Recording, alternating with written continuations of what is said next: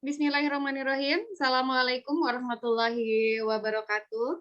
Waalaikumsalam Selamat warahmatullahi wabarakatuh. ya, selamat siang Ibu Bapak semuanya. Gimana keadaannya hari ini, sehat? Alhamdulillah sehat. Alhamdulillah sehat-sehat ya. Pada hari yang ke-9 ini, alhamdulillah Bapak Ibu masih dalam keadaan sehat dan masih tetap semangat saya lihat ya di sini. Baiklah, untuk mengawali pertemuan sekarang, kita awali dengan bersama-sama membaca doa terlebih dahulu. Alhamdulillah, mudah-mudahan acara pada hari ini bisa berjalan lancar hingga akhir. Bapak Ibu sekalian, perlu saya sampaikan bahwa pada sisi kali ini kita akan mengupas tuntas tentang apa itu modul ajar yang insya Allah nanti akan disampaikan juga oleh beberapa fasilitator kita yang sudah hadir di tengah-tengah kita semua. Baiklah Bapak Ibu, untuk lebih mengefektifkan waktu, kita mulai saja bahasan tentang modul ajar pada sesi kali ini yang insya Allah untuk pertama akan saya sampaikan terlebih dahulu tentang konsep modul ajar. Baik Bapak Ibu, sebelum kita memulai materi tentang konsep modul ajar, kita melakukan pemanasan terlebih dahulu ya dengan memperkenalkan diri. Dimulai dari saya, nanti saya memperkenalkan diri, dilanjutkan oleh Bu Lia ya. Tapi nanti Bu Lia harus memperkenalkan saya terlebih dahulu gitu ya. Jadi saya memperkenalkan diri, nanti Bu Lia memperkenalkan saya, dilanjut oleh Bu Haji nanti memperkenalkan saya dan Bu Lia. Begitu seterusnya ya untuk ice breaking sebelum kita memulai materi pada sesi mengupas tuntas tentang modul ajar. Baik, terima kasih Bu Lia, Bu Tuti, dan Pak Acep atas ice breaking-nya. Alhamdulillah sudah lancar dan mudah-mudahan membangkitkan suasana kita pada hari ini ya. Alhamdulillah, dan itu semoga menjadi motivasi dan semangat buat kita semua. Baiklah Bapak Ibu sekalian, kita akan membahas tentang modul ajar. Kiranya Bapak Ibu sudah mengetahui atau sudah pernah mendengar apa sih modul ajar itu? Kira-kira siapa nih yang ingin menyampaikan pendapatnya? Bu Lia barangkali atau Bu Tuti? Silakan. Modul ajar itu apa sih gitu? Yang Ibu ketahui itu apa modul ajar? Dari saya dulu ya, Bu. Silakan. Ya. Modul ajar itu kalau berdasarkan kurikulum yang terdahulu itu seperti rencana pembelajaran ya. Ya, apakah benar apa tidak? Silakan ditanggapi lagi aja. Iya, terima kasih Bu Lia. Bu Lia menyampaikan bahwa modul ajar itu kalau terdahulu disebutnya dengan rencana pembelajaran. Oke, kita tampung. Bu Tuti, barangkali mau menyampaikan pendapatnya. Ya sama, modul ajar itu adalah merupakan, boleh disebutkan pengganti, bisa dikatakan pengganti dengan kurikulum sekolah penggerak itu. Modul ajar itu adalah yang menggantikan dengan RPPH-nya. Mungkin perbedaannya kalau RPP tidak seperti yang modul ajar mungkin. Yang saya baru mengetahui modul ajar aja baru sekarang. Jadi perbedaannya akan kita cari tahu seperti apa gitu perbedaan modul ajar. Hanya mungkin modul ajar itu seperti yang dikemukakan oleh Ibu tadi bahwa modul ajar itu adalah pengganti RPP. Jadi kita cari tahu sebetulnya perbedaannya letaknya di mana. Mungkin nanti kita akan belajar tentang itu dari ibu-ibu fasilitator semua ya. Iya, terima kasih Bu Tuti, Bu Lia, kita kasih aplaus ya buat Ibu berdua. Nah ini ada satu nih, ada Pak Acep nih. Pak Acep, bagaimana nih mau menyampaikan pendapatnya tentang modul ajar itu apa sih? Pak Acep bisa mendengar suara saya? Pak Acep mau menyampaikan pendapatnya? Halo Pak Acep. Pak Acep di mute dulu. Ya, siap, Bu. Ya. Ayo Pak. Mana Pak? Nah, kalau saya sama saja sih seperti Bu juga yang tadi Ibu sebutkan, kalau model ajar itu ya seperti membantu kita lah, dan saya pun baru tahu nih Bu model ajar itu baru baca sekarang gitu Bu. Iya, itu aja. Iya. Nanti ya, oke. Terima kasih Bapak Ibu atas sumbangsi pemikirannya, betul sekali ya bahwa memang modul ajar ini satu hal yang baru juga ya gitu ya yang diluncurkan pada program sekolah penggerak ini gitu. Dan memang bisa dikatakan juga bahwa modul ajar itu merupakan salah satu pengganti juga dari RPP di mana modul ajar ini menjadi role plan bagi kita untuk melaksanakan proses pembelajaran. Silakan Ibu untuk slide selanjutnya. Nah, baik, tadi sudah disampaikan juga oleh Bu Tuti, Bu Lia, dan Pak Acep tentang konsep modul ajar. Nah, di sini saya tampilkan bahwa secara umum modul ajar itu merupakan sejumlah alat gitu atau sarana media. Nah, yang nanti tentu saja akan kita pergunakan pada saat proses pembelajaran, di mana modul ajar itu sendiri merupakan implementasi dari alur tujuan pembelajaran. Alurnya itu seperti apa gitu. Pada hari sebelumnya kan sudah sama-sama kita bahas juga ya tentang alur tujuan pembelajaran. Nah, alurnya itu nanti kita implementasikan dalam bentuk modul ajar. Kemudian modul ajar juga ini disusun sesuai dengan fasenya gitu. Jadi kalau untuk SD nanti ada tujuannya, ada fasenya tersendiri. Nah, untuk SMP kita tentunya modul ajarnya akan disesuaikan dengan fase yang kita pegang. Jadi nanti untuk setiap fase konteksnya itu akan berbeda gitu untuk setiap fasenya dari A sampai F-nya. Tetapi kalau kontennya, susunannya mungkin itu bisa saja sama. Namun satu hal yang harus kita sama-sama sepakati di sini, nanti akan dibahas juga tentang komponennya dalam modul ajar itu seperti apa, nanti akan dikupas tuntas oleh fasilitator selanjutnya. Hanya di sini yang perlu kita sama-sama sepakati bersama, bahwa modul ajar itu merupakan role plan bagi kita gitu, merupakan rancangan, merupakan salah satu gambaran gitu. Kalau mungkin dalam sebuah bangunan ketika kita akan membangun sebuah toko atau perkantoran, tentu kita terlebih dahulu membuat sketsanya dulu gitu. Nah, modul ajar ini merupakan sketsanya gitu, yang merupakan sebagai rancangan bagi kita, acuan bagi kita dalam melaksanakan proses pembelajaran di kelas. Iya, itu Bapak Ibu tentang konsep modul ajar. Nah, saya yakin Bapak Ibu sudah bisa memahaminya dengan baik dan saya harap nanti Bapak Ibu juga bisa melaksanakan atau mengikuti sesi selanjutnya dengan penuh seksama juga ya, karena insya Allah nanti materinya akan sangat bermanfaat bagi kita, di mana outputnya kita diharapkan bisa membuat modul ajar yang baik itu bagaimana gitu. Nanti insya Allah akan kita kupas tuntas sampai fasilitator yang terakhir. Nah, Bapak Ibu, baik untuk konsep modul ajar ini kira-kira apa sih yang bisa Bapak Ibu peroleh dari materi ini? Siapa yang mau menyampaikan terlebih dahulu? Mangga. Bu Tuti dulu barangkali mau menyampaikan kira-kira apa sih yang didapat gitu dari materi ini?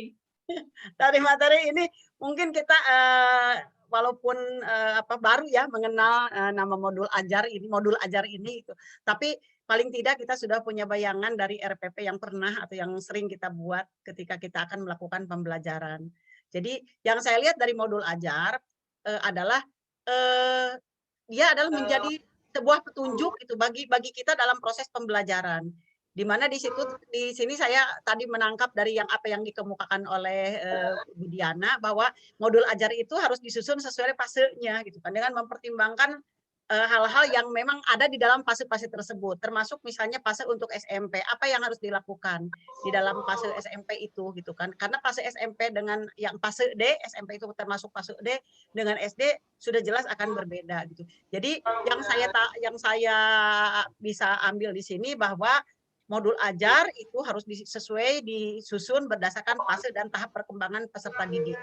Itu mungkin yang saya itukan dengan pedomannya adalah ketika membuat modul ajar itu adalah di situ kita tetap harus kepada capaian pembelajaran sendiri, karena yang menjadi acuan untuk membuat modul ajar itu adalah capaian pembelajaran, yaitu menciptakan atau membentuk profil pelajar Pancasila. Mungkin itu yang saya pahami dari apa yang dikemukakan oleh Ibu Diana. Terima kasih. Iya, terima kasih Ibu. Saya rasa kita sama-sama menyepakati ya semuanya kita satu paham gitu, pemahaman kita satu frekuensi, artinya kita memiliki pemikiran yang sama bahwa modul ajar itu merupakan rancangan yang nanti akan kita jadikan acuan dalam proses pembelajaran, di mana capaian pembelajaran tentu saja nanti akan terancang dalam modul ajar tersebut, di mana itu merupakan salah satu upaya kita juga untuk mewujudkan profil pelajar Pancasila. Demikian Bapak Ibu, Alhamdulillah untuk sesi yang pertama tentang konsep modul ajar telah sama-sama kita lalui dengan baik. Alhamdulillah kita banyak juga mendapat manfaat dan masukan dari Bu Tuti, Bu Lia, Pak Acep. Terima kasih. Demikian dari saya. Assalamualaikum warahmatullahi wabarakatuh. Waalaikumsalam warahmatullahi wabarakatuh. Ya, baiklah Bapak Ibu, guru yang hebat semuanya. Kita lanjut pada sesi berikutnya, yaitu tentang pembahasan komponen modul ajar. Di sini kita akan sama-sama membahas tentang apa sih gitu komponen yang harus ada dalam modul ajar tersebut. Insya Allah untuk materi ini akan disampaikan oleh Bu Haja Tuti. Saya persilakan. Terima kasih atas waktu yang diberikan kepada saya. Bismillahirrahmanirrahim. Assalamualaikum warahmatullahi wabarakatuh. Waalaikumsalam warahmatullahi wabarakatuh. Melanjutkan tadi apa yang dikemukakan oleh fasilitator pertama yaitu Ibu Diana. Jadi bahwa modul ajar itu adalah merupakan suatu pedoman kita untuk melakukan pembelajaran di kelas. Adapun komponen-komponen yang harus ada atau yang di dalam modul ajar itu terdiri dari 3, sebetulnya tidak jauh berbeda, hanya di sini memang konsepnya komponennya dibuat singkat, tetapi setiap komponennya itu memang agak panjang gitu kan ya. Kalau yang dulu tidak seperti itu. Kemudian modul ajar itu komponennya apa saja? Jadi ada 3. Yang pertama adalah informasi umum. Informasi umum itu adalah membuat tentang identitas sekolah. Mungkin saya tidak terlalu membahas tentang identitas sekolah, semua sudah memahami identitas sekolah itu seperti apa. Misalkan identitas sekolah yang pertama itu mencantumkan tentang apa saja yang ada di dalam identitas sekolah itu, mulai dari 1 ada nama penyusunnya gitu kan. Jadi penyusunnya siapa yang menyusun modul ajar tersebut? Kalau misalnya Ibu Lia dituliskan atau diketik namanya Ibu Lia. Kemudian satuan pendidikannya SMP, Kahfi misalnya. Tahun berapa itu dibuat? Jadi tahunnya sampai ada tahunnya 2021 misalnya. Kemudian yang berikutnya adalah jenjangnya jenjang apa? Jenjang SMP. Kemudian yang berikutnya lagi adalah kelas berapa? Modul ajar itu untuk kelas berapa dibuat? Pada semester berapa? Kelas 7, semester 2 misalnya. Kemudian waktunya untuk berapa jam? Atau untuk berapa kali pertemuan? Misalnya untuk 2 kali pertemuan, maka ditulis 2 kali pertemuan, 4 kali sekian menit. Misalnya. Kemudian dari modul ajar, jadi itu adalah informasi pertama tentang identitas sekolah. Jadi identitas sekolah itu mencakup berbagai macam, mulai dari nama penyusun, kemudian satuan pendidikannya, kemudian waktunya dan lain sebagainya, tahun penyusunan dan sebagainya seperti tadi yang saya kemukakan, itu harus terangkum di situ. Nanti mungkin Bapak Ibu akan mendapatkan contoh dari modul ajar itu sendiri yang lebih bisa diaplikasikan di dalam nanti pembuatan modul ajar itu sendiri. Kita menyusun bersama-sama modul ajar itu sendiri. Kemudian yang kedua adalah komponen inti. Komponen inti ini yaitu membahas, mencantumkan tentang yang termasuk dalam komponen inti itu adalah komponen awal. Nah, komponen inti, kompetensi awal. Dari informasi umum itu yang keduanya adalah kompetensi awal. Kompetensi awal itu tentang apa gitu. Nah, kompetensi awal itu ini tadi disebutkan bahwa ini identitas mencakup tentang nama penyusun, institusi, tahun pembuatan, jenjang sekolah, kelas, dan lain-lain. Kemudian yang berikutnya adalah kompetensi awal. Kompetensi awal itu adalah memuat tentang pengetahuan atau keterampilan yang perlu dimiliki oleh peserta didik sebelum pembelajaran topik tertentu. Jadi Bapak Ibu harus menyusun atau membuat kompetensi awal itu yang sesuai dengan topik atau materi yang akan disajikan atau akan dibahas. Kemudian disesuaikan dengan keterampilan yang dimiliki oleh anak oleh siswa di dalam satuan pendidikan kita. Misalnya saja di situ disebutkan. Kalau saya misalnya saya membahas tentang tentang perekonomian, karena di awalnya sudah ada di capaian pendidikan itu sudah tercantum di situ, maka kita akan patokannya adalah ke situ. Misalnya peserta didik mampu menganalisis dan memahami masyarakat saling berupaya untuk dapat memenuhi kebutuhan hidupnya dan mampu menganalisis peran pemerintah dan masyarakat dalam mendorong pembangunan ekonomi. Jadi yang akan dibahasnya itu adalah tentang kebutuhan masyarakat, tentang kelangkaan dan lain sebagainya.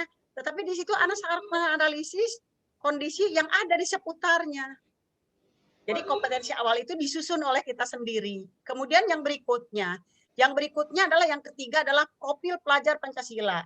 Ketika kita menyajikan topik, maka harus mencantumkan profil pelajar Pancasila. Bisa di dalam satu topik tersebut, profil pelajar Pancasila itu 6-6-nya tercantum, karena memang misalnya cakupannya luas dari topik atau materi yang akan kita sajikan, bisa hanya sebagian.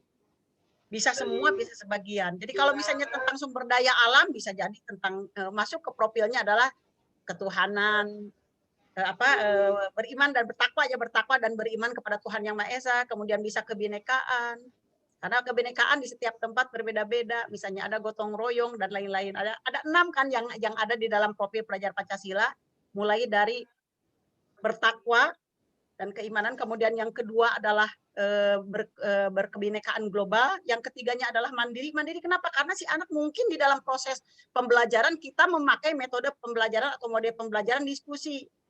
Di situ ada gotong royongnya, ada mandirinya. Mandirinya apa? Bisa bertanggung jawab terhadap apa yang dikemukakan atau apa yang menjadi pendapatnya sendiri. Bisa bertanggung jawab dengan apa yang dilakukannya. Bergotong royong, dia bekerja sama dengan teman-temannya. Dia mampu untuk menghargai teman-temannya. Kemudian kreatif. Dia menciptakan apa yang sudah diperoleh dari proses pembelajaran diskusi tadi. Dia harus menuangkannya di dalam bentuk apa? Di dalam bentuk bisa di dalam bentuk-bentuk tertentu, misalnya laporan, bisa dalam bentuk tabel, bisa dalam bentuk bagan dan lain sebagainya. Dia kreatif untuk mengkreasikan apa yang dia teliti gitu kan. Jadi profil Pancasila bisa masuk seluruhnya, bisa sebagian, tergantung kepada topik yang akan kita ajarkan tadi. Kemudian yang berikutnya, komponen yang berikutnya adalah informasi umum. Itu adalah tentang profil Pancasila, di sini sudah ya tadi. Kemudian yang berikutnya adalah sarana dan prasarana. Sarana apa yang dipakai di dalam proses tersebut?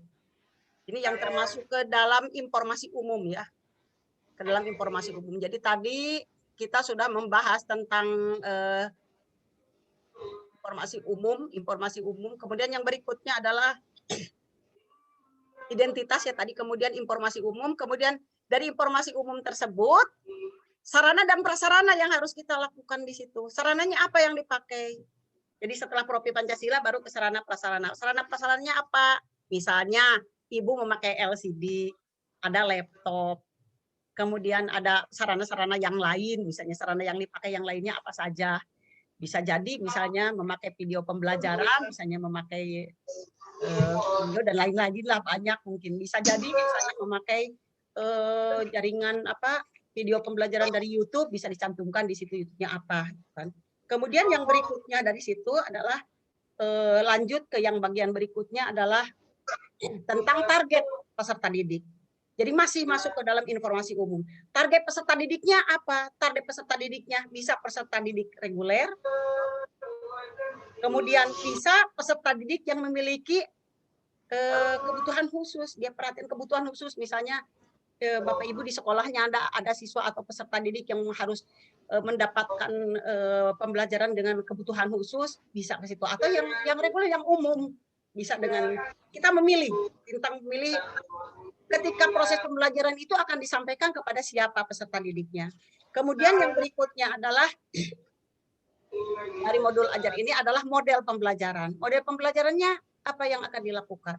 Model pembelajarannya bisa model pembelajaran dengan cara tatap muka, tetapi metode yang dipakainya misalnya dengan diskusi seperti itu, atau misalnya daring tetapi memakai diskusi, atau lain-lain sebagainya. Karena sekarang kita kondisinya sedang COVID, jadi mungkin saja Bapak Ibu bisa mencantumkan model pembelajarannya dengan model pembelajaran jarak jauh atau dalam jaringan misalnya, atau bisa dengan luring. Kalau misalnya sudah ada yang tatap muka, bisa dengan luring dan lain sebagainya. Dengan model pembelajaran yang diambil metodenya adalah metode apa, misalnya dicantumkan di situ. Kemudian yang berikutnya adalah komponen inti. Jadi itu yang termasuk dalam yang disebut dengan informasi umum. Jadi tadi informasi umum terdiri dari identitas sekolah, kemudian kompetensi, kemudian profil pelajar Pancasila, kemudian yang berikutnya itu adalah tentang model pembelajaran. Kemudian yang berikutnya adalah tentang kompetensi inti. Kompetensi inti itu mencantumkan tentang apa saja. Yang pertama adalah tujuan pembelajaran. Tujuan pembelajaran seperti yang dikemukakan tadi oleh Ibu Diana dari awal, bahwa tujuan pembelajaran itu harus mencerminkan kepentingan yang ada atau yang dibutuhkan oleh peserta didik kita. Dalam berbentuknya apa? Nanti akan menjadi acuan untuk asesmen kita. Seperti di sini peserta didik mampu menganalisis masyarakat saling berupaya untuk memenuhi kebutuhan hidupnya. Bagaimana peran pemerintah dan masyarakat dalam mendorong pertumbuhan ekonomi. Dalam tujuan pembelajaran, biasanya memang kita beracuan kepada taksonomi Bloom yang mencantumkan atau harus memasukkan unsur ABCD, audience, behavior, kemudian satu lagi kondisional, kemudian degree. Jadi waktunya tinggal sebentar lagi ya Bapak Ibu, kita lanjut saja. Yang berikutnya adalah pemahaman bermakna, kemudian pertanyaan pemantik yang menjadi tujuan untuk supaya anak bisa berkolaborasi di situ. Kemudian yang berikutnya adalah kegiatan pembelajaran seperti biasa, dimulai dengan pendahuluan, kemudian kegiatan inti dan kegiatan penutup. Kemudian yang berikutnya assessment. Assessment adalah diagnostik, yang termasuk assessment diagnostik ada non-kognitif dan kognitif. Kemudian asesmen yang kognitif itu adalah formatif dan sumatif. Ini waktunya kemudian ada ini. Kemudian yang berikutnya adalah remedial dan pengayaan, dan yang terakhir adalah refleksi. Refleksi untuk siapa? Refleksi untuk guru dan refleksi untuk siswa. Apakah proses pembelajaran itu sesuai dengan harapan kita? Kalau misalnya tidak sesuai, apa kelemahan-kelemahannya? Kemudian anak ditanya, bagaimana pengalaman dalam pembelajaran tersebut?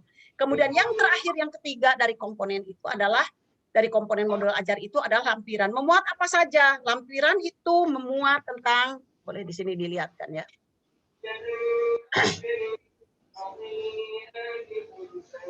Nah, lampiran itu memuat tentang lembar kerja siswa, kemudian bahan bacaan guru dan siswa. Kalau misalnya saya menampilkan tentang berita, sesuatu berita yang akan dibahas yang berhubungan dengan itu, maka dicantumkan di situ bahan bacaannya. Diambil dari mana, kemudian dicantumkan di situ di dalam lampiran itu. Kemudian yang berikutnya adalah tentang glosarium. Glosariumnya kata-kata yang memang menjadi sesuatu yang bisa pengetahuan tertentu kepada anak. Kemudian yang berikutnya adalah daftar pustaka. Ketika kita menyusun modul ajar itu, daftar pustakanya apa saja, dari mana saja, dan seterusnya. Mungkin itu yang bisa saya sampaikan, karena sudah melebihi waktu, sudah hampir 8 menit saya berbicara, yang lain nanti tidak kebagian. Mohon maaf, mungkin refleksinya nanti saja di akhir, mungkin Ibu Moderator bisa dilakukan oleh Bapak Ibu yang lain untuk memberikan kesempatan kepada Bapak Ibu yang lain. Ya, terima kasih. Billahi taufiq wal hidayah. Wassalamualaikum warahmatullahi wabarakatuh. Waalaikumsalam warahmatullahi wabarakatuh. Alhamdulillah pemaparan materi dari Bu Tuti luar biasa sekali, sangat jelas, sangat runut, dan itu menjadi satu pencerahan juga buat kita semua. Kita kasih aplaus deh buat Bu Tuti ya. Ayo, selamat Bu. Ya. Alhamdulillah Bapak Ibu sekalian, bahwa untuk paparan materi yang kedua sudah selesai. Kita masuk ke yang ketiga, yaitu tentang prinsip penyusunan modul ajar yang akan disampaikan oleh Pak Acep.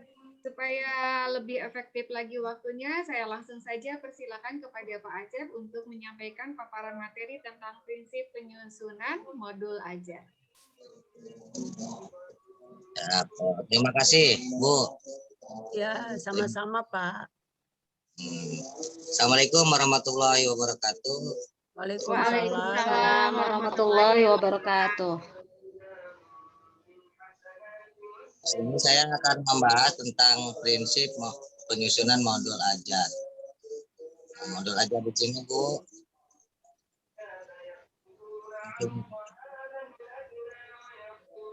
Modul ajar. Di sini prinsip penyusunan modul ajar. Nah, di sini kita mempelajari tentang pendekatan melalui tahap perkembangan. Ini memperhitungkan tentang karakteristik, kompetensi dan minat peserta didik di setiap fasenya, Bu. Karakteristik di sini, kompetensi dan minat peserta didik di sini seperti karakter anak ya, Bu ya, gitu. Dan yang selanjutnya itu perbedaan tingkat pemahaman. Jadi kan anak-anak itu pasti berbeda ya tingkat pemahamannya. Di sini juga ada melihat dari sudut pandang pelajar bahwa setiap peserta didik itu unik-unik, Bu, gitu ya. Unik-unik. Nah, terus ada lagi di sini melihat dari sudut pandang pelajar bahwa belajar harus berkembang antara intelektual, sosial, personal, dan semua hal tersebut adalah penting dan saling berhubungan. Bu, tingkat kematangan setiap peserta didik tergantung dari tahap perkembangan yang dilalui oleh seorang peserta didik dan merupakan dampak dari pengalaman sebelumnya. Next. Nah, di sini ada prinsip penyusunan ini ada 4 kriteria, Bu, yang harus dimiliki. Yang pertama yaitu esensial, menarik, menantang.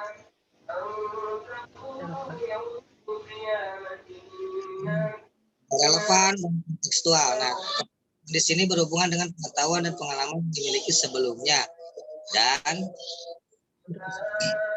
sesuai dengan konteks di waktu dan tempat peserta didik berada. Nah, terus di sini ada juga berkesinambungan, Bu ya. Belajar sesuai dengan fase belajar peserta didik. Nah, di sini juga ada di mana kita pada saat menyusun modul ajar di sini, guru pada mengembangkan modul ajar dapat mengikuti langkah-langkah sesuai dengan infografis di samping. Nah, di sini juga kita lihat prosedur penyusunannya. Prosedur penyusunan modul ajar di sini ada analisa, ada Pak. Ya. Mohon maaf Pak Acep, untuk yang prosedur penyusunan nanti mungkin akan disampaikan oleh fasilitator yang berikutnya ya.